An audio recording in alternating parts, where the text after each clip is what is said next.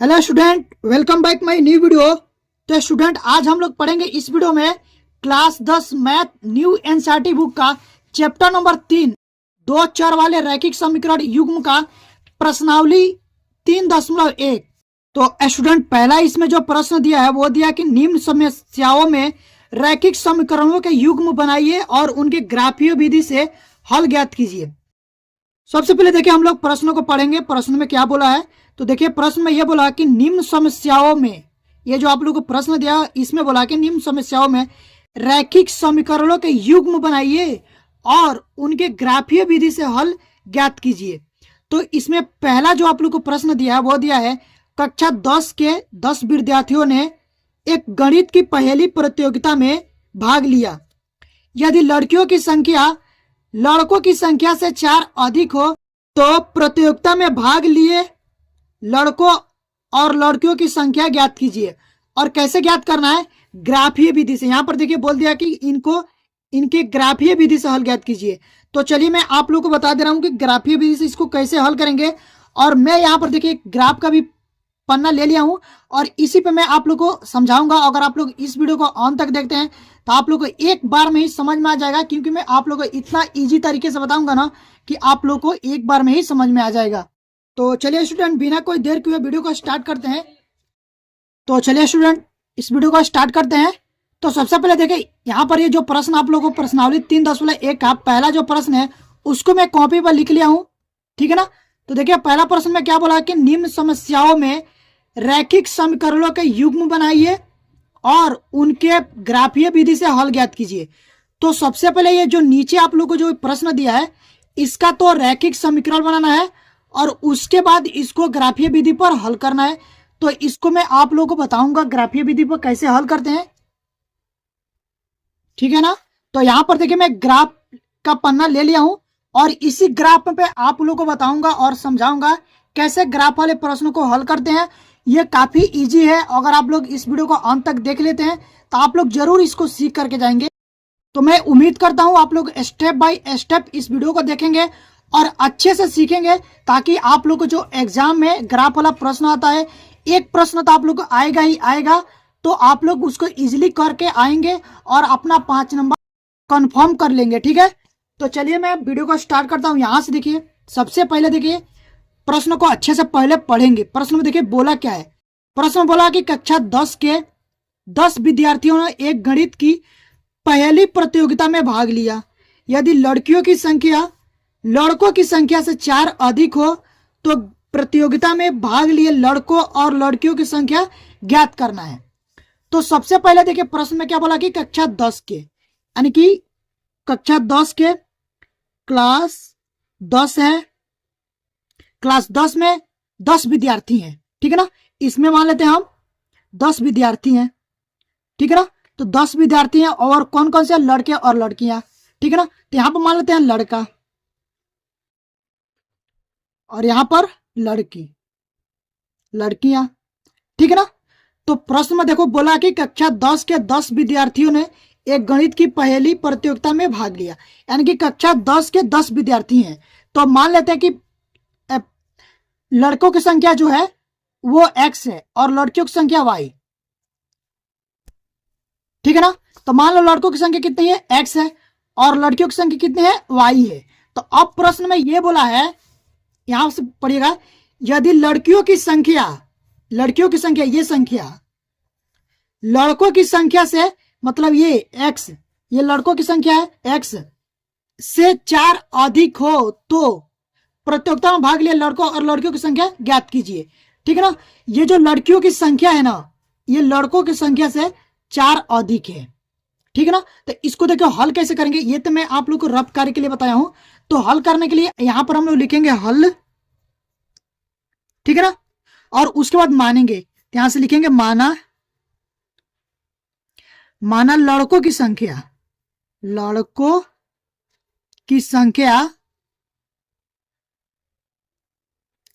बराबर x, ठीक है, तथा लड़कियों की संख्या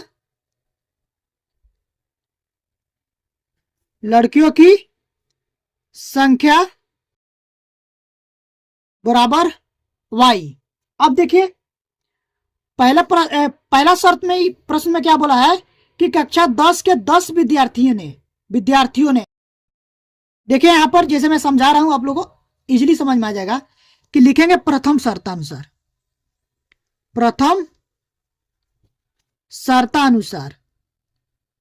यानी कि प्रथम शर्त में क्या बोला है, प्रथम शर्त में यह बोला है कि कक्षा 10 के 10 विद्यार्थी हैं। कितने विद्यार्थी हैं? 10 विद्यार्थी हैं, यानी कि लड़कों की संख्या और लड़कियों की संख्या मिला के कितना होता है? 10। टोटल 10 विद्यार्थी हैं, ठीक है ना। तो ये आप लोग हो जाएगा x प्लस वाई बराबर 10, इसको समीकरण नंबर 1 मान लेंगे, ठीक है ना। और उसके बाद लिखेंगे द्वितीय शर्तानुसार, यानी कि दूसरी शर्त में क्या बोला है वो हम लोग देखेंगे। तो पहले यहां पर लिख लेते हैं द्वितीय शर्तानुसार, यानी कि दूसरी शर्त में प्रश्न में क्या बोला है। तो देखो दूसरी शर्त में यह बोला है यदि लड़कियों की संख्या लड़कों की संख्या से 4 अधिक हो। अब देखिए यहां पर मान लो ये x लड़कों की संख्या है और ये y लड़कियों की संख्या है। तो ये जो लड़कियों की संख्या है ना, ये लड़कों की संख्या से 4 अधिक है। इसका मतलब इसमें हम लोग 4 जोड़ेंगे तभी तो ये लड़कियों की संख्या के बराबर होगा। तो इसमें 4 जोड़ेंगे लड़कों की संख्या में, तो ये आप लोग हो जाएगा यहां से देखिए x प्लस 4 बराबर y। तो y को इधर लाएंगे और ये 4 को उधर ले जाएंगे, ठीक है ना। तो हो जाएगा x माइनस वाई बराबर, ये 4 उधर जाएगा तो माइनस में हो जाएगा, तो ये हो जाएगा माइनस में 4। तो इसको हम लोग मान लेंगे समीकरण नंबर 2। इतना समझ गए ना। 2 समीकरण हम लोग को मिल गया है। अब 2 समीकरण से हम लोग क्या करेंगे, एक ग्राफ पर लाइन खींचने के लिए 2 बिंदुओं की जरूरत पड़ेगी। तो हर समीकरण से जैसा मान लो पहला समीकरण है, यहां से हम लोग 2 बिंदु ज्ञात करेंगे और यहां से 2 बिंदु ज्ञात करेंगे। मान लीजिए अगर आप लोग एक रेखा खींचना है यानी कि लाइन खींचना है तो 2 बिंदुओं की जरूरत पड़ेगी, तभी तो आप लोग एक रेखा या लाइन खींचेंगे। तो पहले हम लोग क्या करेंगे, इन दोनों समीकरण से 2 बिंदु ज्ञात करेंगे। तो चलिए स्टूडेंट समीकरण 1 से 2 बिंदु ज्ञात करते हैं। तो यहां से हम लोग लिखेंगे समीकरण 1 से, ठीक है। तो समीकरण 1 क्या है, x प्लस वाई बराबर 10, ठीक है। अब देखिए यहां पर हम लोग क्या करेंगे, लिखेंगे माना x बराबर 0, ठीक है। x बराबर जब हम लोग 0 रखेंगे तो y का मान कितना आएगा, यहां से देखो x बराबर 0 रख लेते हैं तो y बराबर आप लोग हो जाएगा 10, ठीक है ना। तो ये y बराबर आप लोग का 10। तो एक तो बिंदु आ गया आप लोग को। तो बिंदु क्या होता है, इसको मान लेते हैं हम लोग P बिंदु। तो बिंदु होता है x, y होता ना। तो यहां से आप लोग हो जाएगा x कितना माने 0, y कितना आया है 10, ठीक है ना। अब पुनः यहां पर लिखेंगे पुनः माना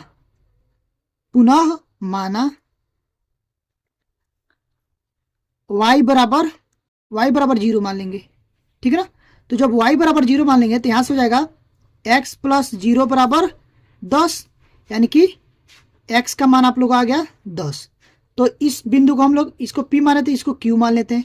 तो पहला आप लोग को x आता है तो ये हो गया 10,0। यहां से तो 2 बिंदु निकल गया, ठीक है ना। इसको डब्बे में बंद कर लेता हूं ताकि दिखने में हाईलाइट दिखे,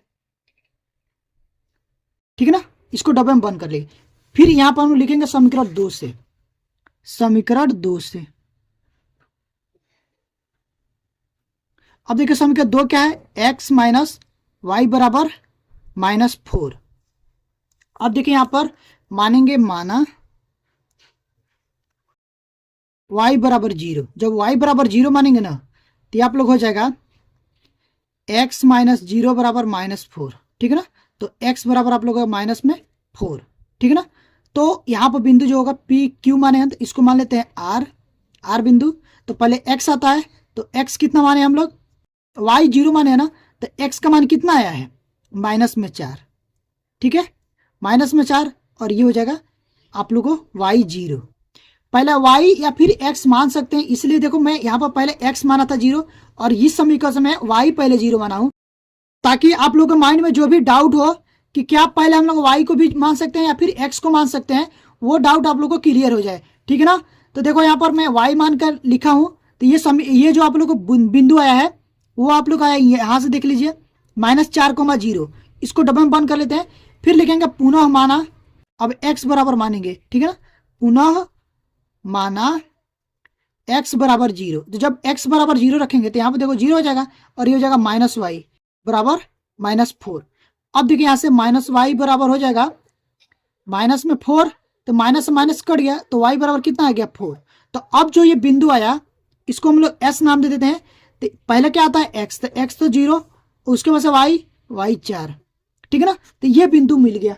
अब हम लोग चलेंगे यहाँ पर, ये देखो ग्राफ पर। तो सबसे पहले क्या करेंगे, ऐसे आप लोग को एक इंची लेना है और पेंसिल से बनाना है एग्जाम में। अगर आप लोग घर पर प्रैक्टिस करिएगा तो पेन से बना सकते हैं, और लेकिन एग्जाम में आप लोग को पेंसिल से ही बनाना है। तो ट्राई करिएगा, घर भी प्रैक्टिस करें तो पेंसिल से ही करें। मैं पेन से इसलिए बता रहा हूं ताकि आप लोगों को हाईलाइट दिखे, ठीक है ना। तो देखिए यहां पर लाइनिंग खींच लेंगे और यहां से ये खींच लेंगे, आप लोगों को दिख रहा है ना, ओके। और उसके बाद यहां से खींच लेंगे। तो ये देखो आप लोग को होता है इधर x, इधर x और इधर x डैश, ठीक है ना। और यहां पर आप लोग होगा y और यहां पर y डैश नीचे, ठीक है ना। और यहां से देखिए ये आप लोग को मूल बिंदु होता है, यहां पर ये होता है आप लोग को 0 0, ठीक है ना।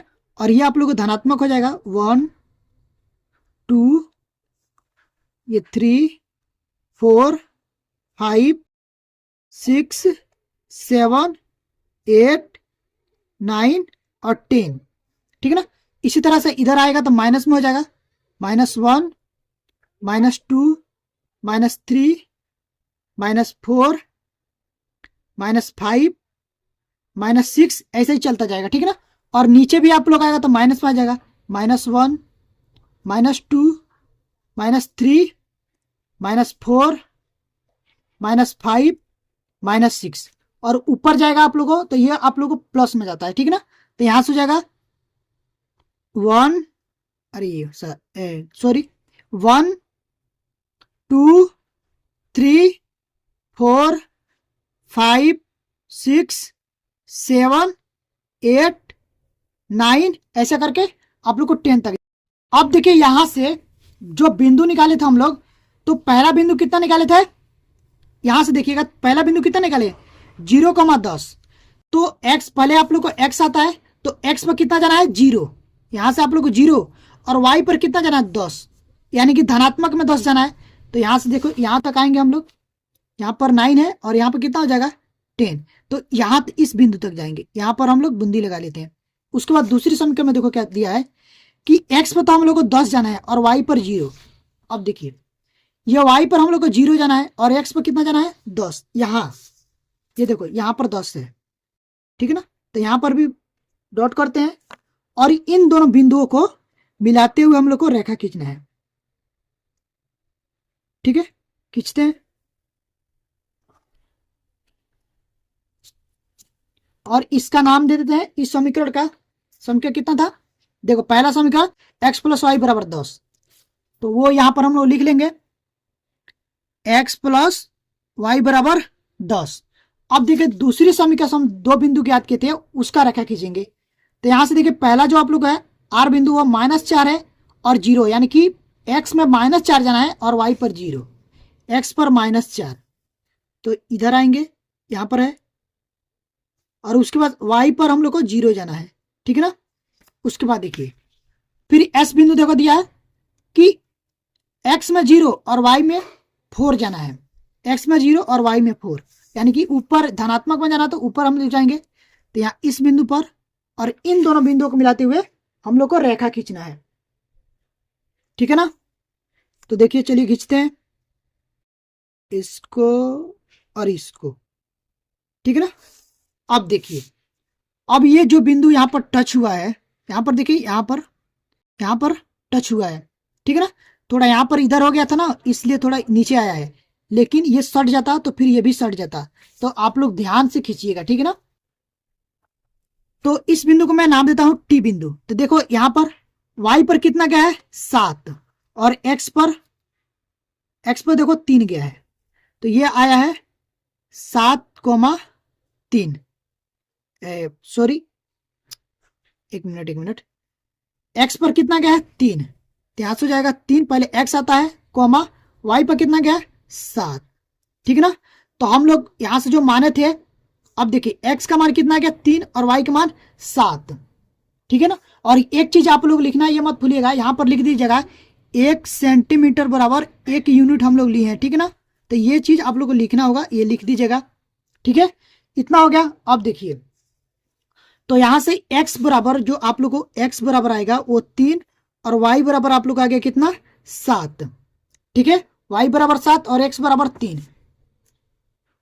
तो देखिए यहां पर लड़कियों की संख्या कितना हो जाएगी, लड़कों की संख्या 3 और लड़कियों की संख्या कितना हो जाएगी 7। तो अब देखिए प्रश्न में बोला भी था जो लड़कियों की संख्या हो वो लड़कों की संख्या से 4 अधिक है, बोला है ना कि लड़कियों की संख्या से लड़कों की संख्या 4 अधिक है। तो अब देखिए यहां पर लड़कों की संख्या कितना है 3, लड़कियों की संख्या कितना है 7, तो ये तो 4 अधिक है कि नहीं है। तो प्रश्न में यही बोला था। आई होप कि आप लोग को इतना समझ में आ गया होगा और इस तरह से आप लोग को ग्राफ खींचना है, ठीक ना। तो अगर आप लोग को ये वीडियो अच्छी लगी हो तो प्लीज वीडियो को लाइक करिएगा और मेरे चैनल पर पहली बार विजिट किए हैं तो चैनल को सब्सक्राइब करके बेल आइकन को प्रेस कर दीजिएगा ताकि जो भी वीडियो डालूं उसका नोटिफिकेशन आप लोग के पास तुरंत पहुंचे और आप लोग की तैयारी अच्छे से हो पाए। तो अभी के लिए बस इतना ही, मिलते हैं इसी तरह की नेक्स्ट वीडियो में, तब तक के लिए थैंक यू फॉर वॉचिंग।